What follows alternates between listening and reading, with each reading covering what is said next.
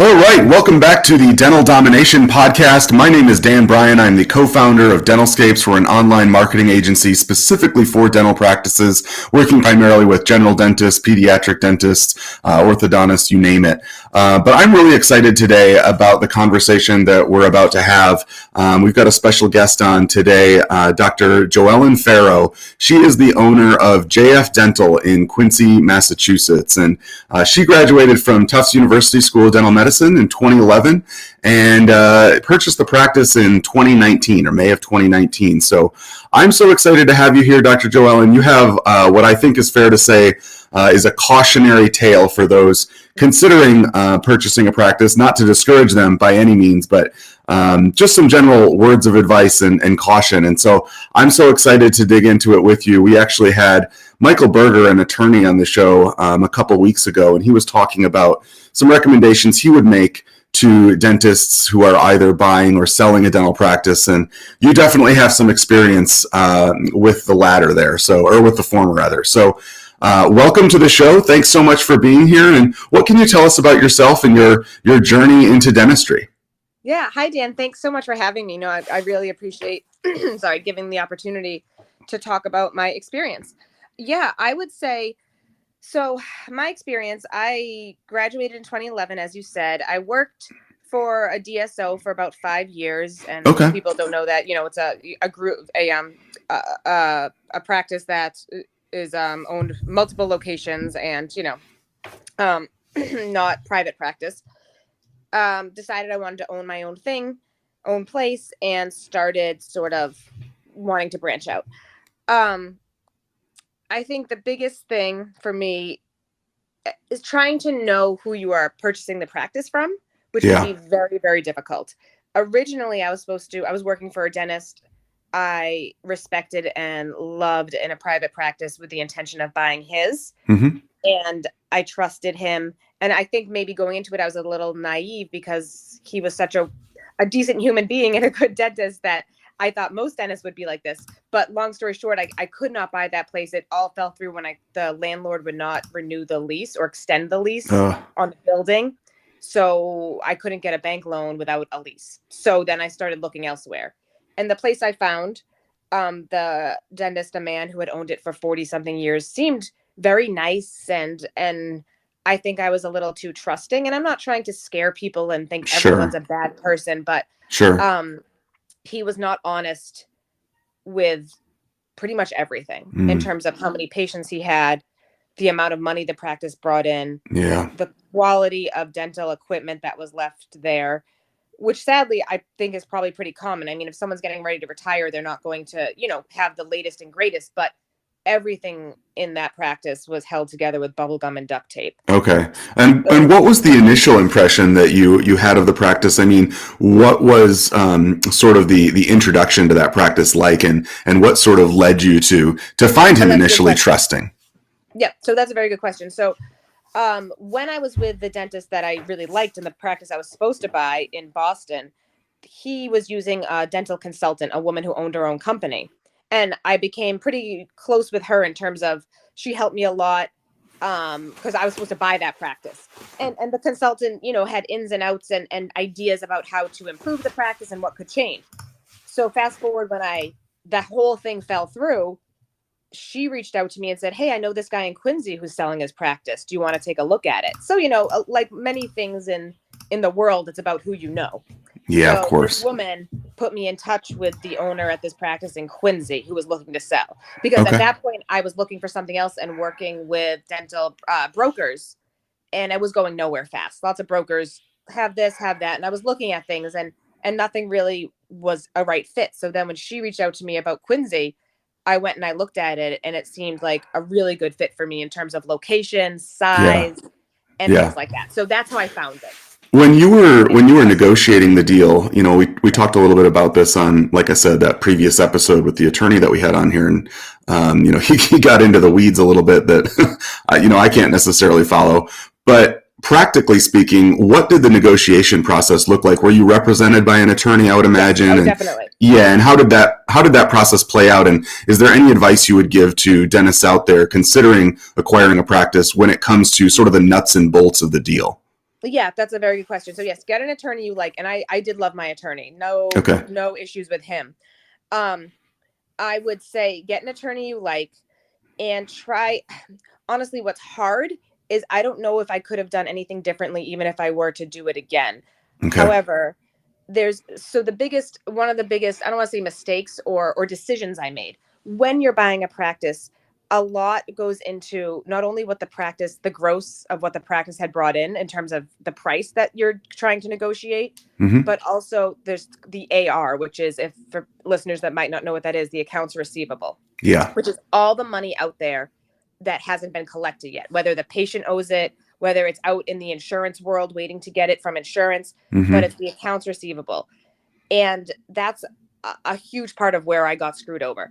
Okay. So there's one of two ways you can deal with the accounts receivable in a purchase. You can buy it outright, which is a little, I'll say, cleaner in the long run, because after you buy it outright from the dentist who's selling it, now all the money that comes in is yours. You don't It's have to just worry yours. about. Yeah, exactly. Yeah. Or you can do a percentage, which admittedly I'm not super knowledgeable about how that works, because that's not the way I did it.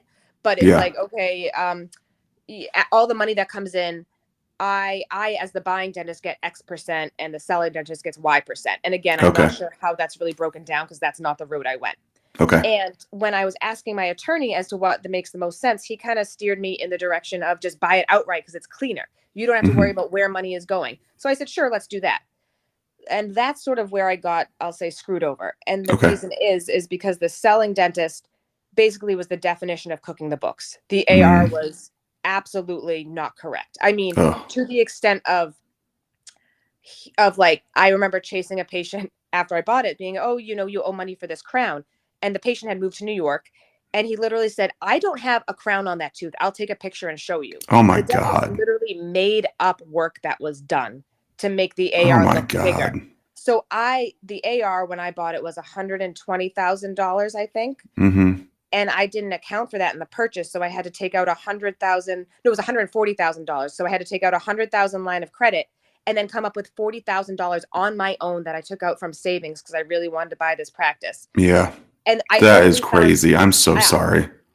Thank you. I mean, it's a learning experience, right? This is why I'm sharing my story. Yeah. I only found out after I purchased that a lot of this AR was completely not only incorrect, but completely fabricated.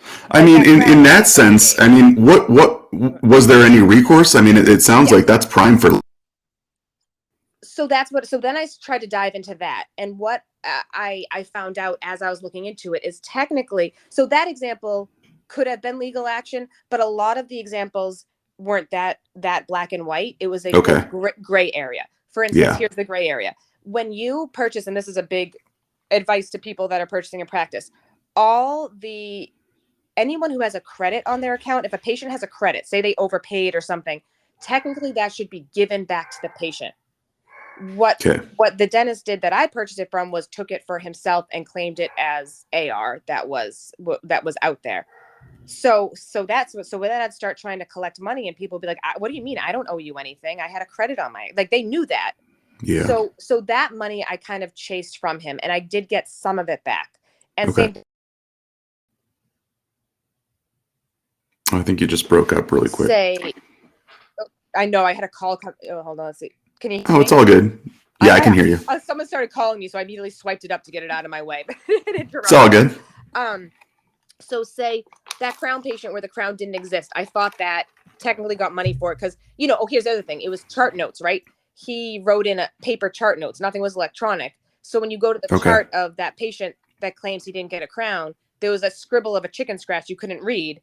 And the dentist that I was about to practice from said, oh, yeah, clearly I wrote down crown number 9. I did that. And it's like, but there's really no way to fight it because he's claiming that's what he wrote, even though his handwriting is completely illegible.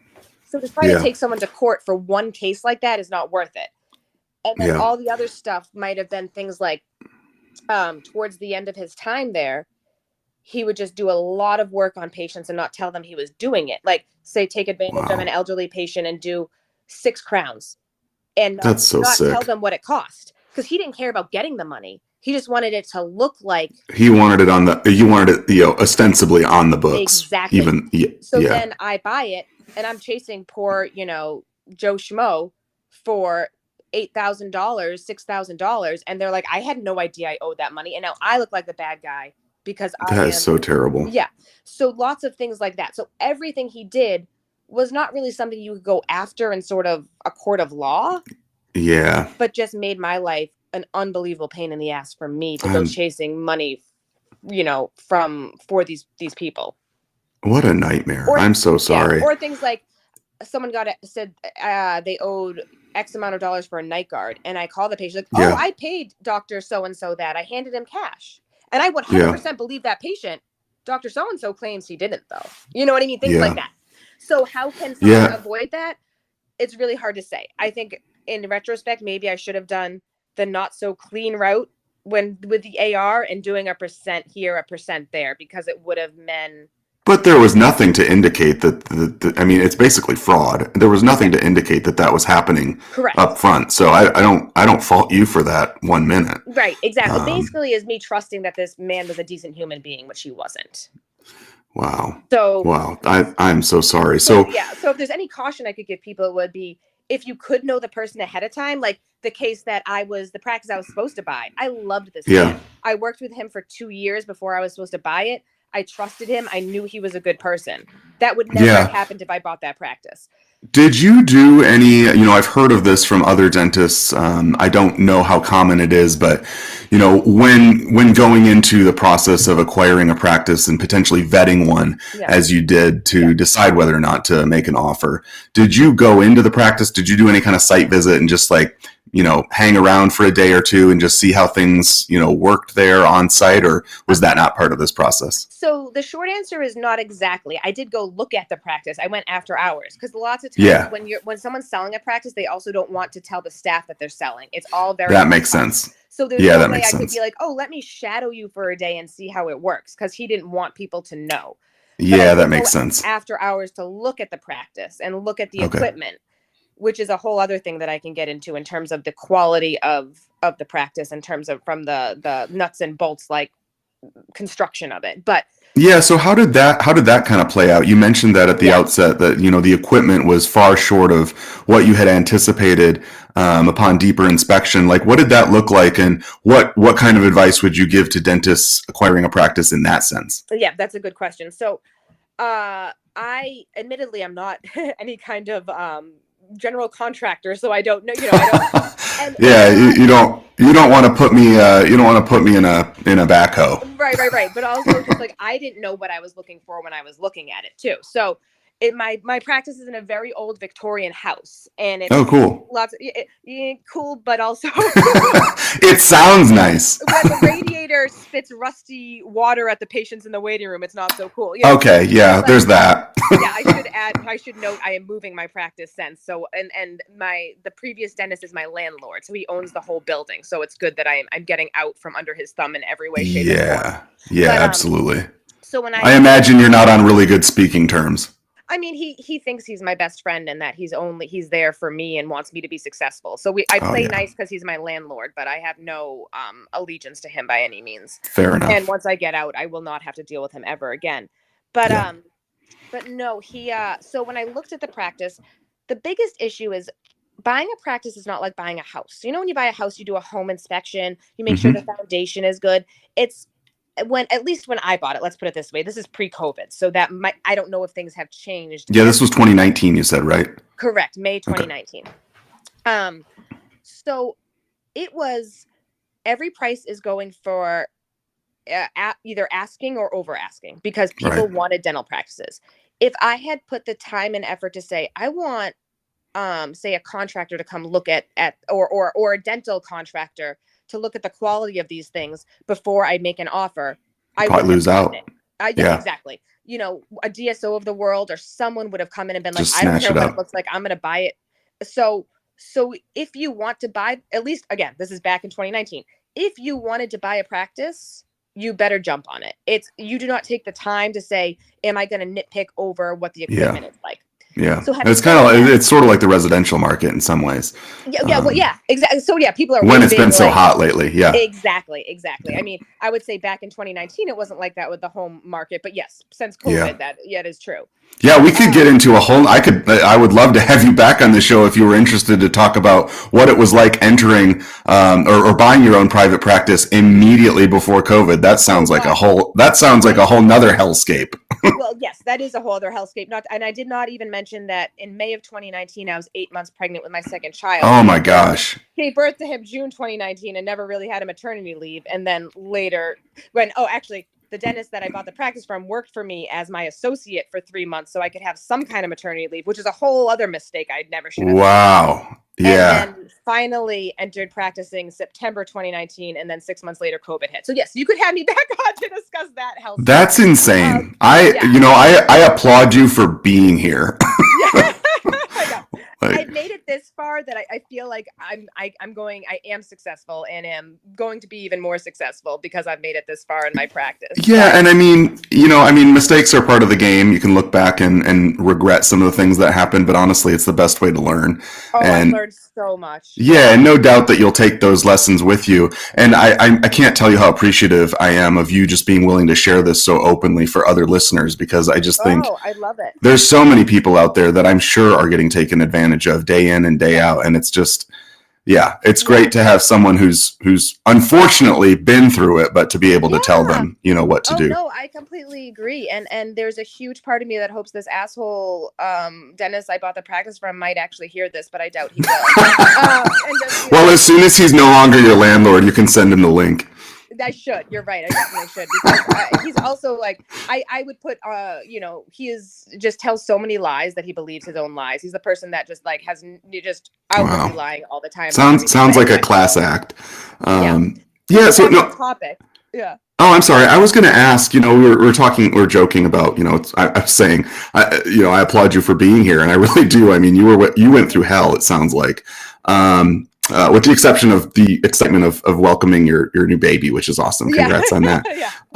But, I'm curious, one of the earlier episodes we did on this show was with Dr. Brian Swift, and he's a private practitioner here in North Carolina. And he was talking a little bit about some of the mental health struggles associated with practicing dentistry. And obviously mental health has kind of risen to the forefront here in recent years, and for good reason. Yeah. And dentistry is certainly no exception when it comes to presenting so many mental health challenges for practitioners, for staff, et cetera. It's just a very high stress, fast paced environment. And obviously, definitely. And that's not even to say anything of dental school. Good Lord. But I wanted to ask you, like I said, you went through hell. There's just no denying it. There's no, I don't think, any simpler way to put it. How did you hold it all together, and what would you advise, other dentists going through similarly difficult periods? Like, what can they do to protect themselves and their well-being? Oh, therapy. Fair enough. Yeah. Okay. Yeah. I am a huge proponent of therapy. Yeah. I talk about it openly with my patients. I am in therapy. I have been for years. Yeah. And even especially with COVID, I actually met my therapist for the first time in 3 years, because I started with her, and it was when COVID went down, it was all virtual. Yeah.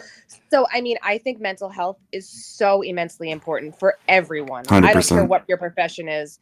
And dentistry, I think a lot of dentists, I will say especially women dentists, suffer from perfectionism and putting so much stress on ourselves on being perfect. And I think, it's I can relate to that as an entrepreneur, because I think there's also, my husband is a practicing dentist, by the way. And so, okay. So I know it. And I think there's probably an element of what, I experience, and I think a lot of other entrepreneurs experience. And you're, of course, both a dentist and an entrepreneur. And that's that kind of like imposter syndrome, like, will I ever be enough? And am I truly, doing the right thing? And do I have what it takes? Yep. Yeah, exactly.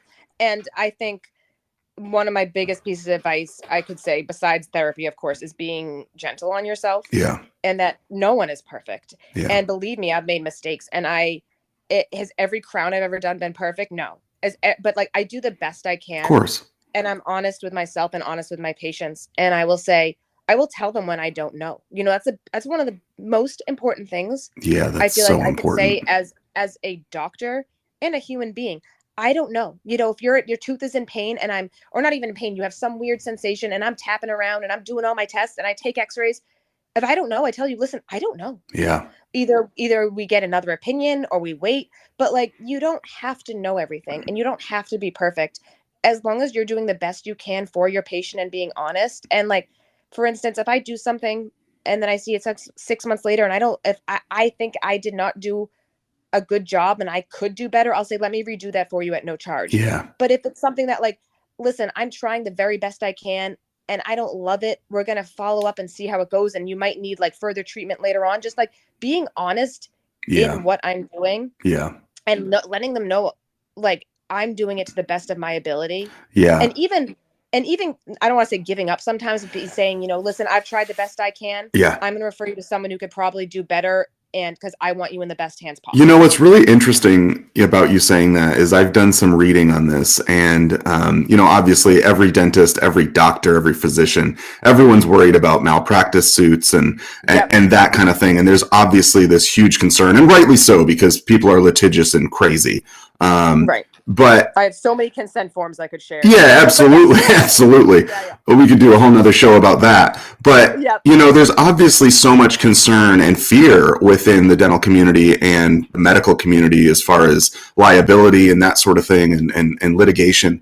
But they've done studies, and I wish I could point to one specifically, but they've done studies where that attitude that you're describing of saying, I don't know, or saying, this was not my favorite work and I'd love to redo this for you or whatever, that actually lowers the risk of litigation and malpractice suits. And it's really interesting that that dentists and physicians that are open and honest and forthright and really just doing the right thing, it actually reduces the risk. And even though there's some hesitation, I think sometimes to take that approach because people are afraid of how the patient will react, it's actually been shown to really pay off in the end. Well, I think people are afraid of admitting when they're wrong, so to speak. And not even wrong. For me, it's more like admitting that I can't do what you need. Yeah. You know what I mean? Like, and it's like, it's humbling, but it's also necessary because I'm not a jack of all trades. I'm not going to be the best at every single thing. Yeah. So admit or come to terms with the stuff that you're not the best at, and that's okay. Yeah, absolutely. And I mean, it's also just hearing the patient and hearing their needs, and which also sometimes makes me a therapist as well. But being there for them, we could do a whole nother episode of about the dentist as therapist. I think that would be great. You have no idea what I've heard. But letting the patient know they're a human being and that you're trying to help them to the best of your ability is the best way I can put it. And I'm probably, some might say I'm a little too, I don't want to say too honest, but too open with my patients. Like if I'm going over their med history and they're on oh, I take Lexapro. I'm like, oh, I've been on that too for a while. How do you like it? Like, I tell them what's going on. I tell them if they're going through a divorce. I'm like, oh, I'm on my second husband, so I hear you. Which I am. I was married when I was young and it didn't work out. Yeah. So I'm just very much like, I am a human being. You are a human being. Well, I think it's refreshing. I think it's refreshing. I wish your practice was in my area. Thank you. But yeah, I can't tell you how much I appreciate you coming on the show today, though, Dr. Farrow, and sharing your experience and the lessons that you've taken with you. As we close out here, what is the one thing that you would want to leave other dentists with, those who are considering acquiring a practice or even starting their own practice? But I guess, what is the one thing you would want to leave them with? I would say try to do your research if possible. Yeah. Try to vet the person, vet the building. Because the other thing I didn't go into is all the machines that shit the bed as soon as I bought it. $15,000 in the basement on the vacuum motor and compressor. $13,000 on a chair that was definitely about to break. Like, try to do your research if you think you can. Yeah. Because it will hopefully save you money and a whole lot of just pain in the ass dealing with stuff later on. That's the best advice I could give, because if I could have done more research, I would have tried at least to do more research, add to the what shape the equipment was in and the quality of the equipment and the practice.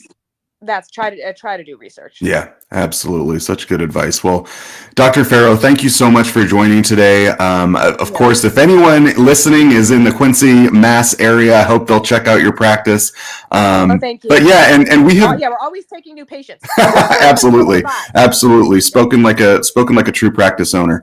But yeah, I would love to have you back on at some point in the future if you were up for it, because I think we've already opened a can of worms on a number of other topics that would be so important. Yeah, this went by quickly. I could keep going. Sweet. So feel free to have me back. All right, I would love it, and I seriously will connect with you, and we'll make that happen. But thank you so much for stopping by.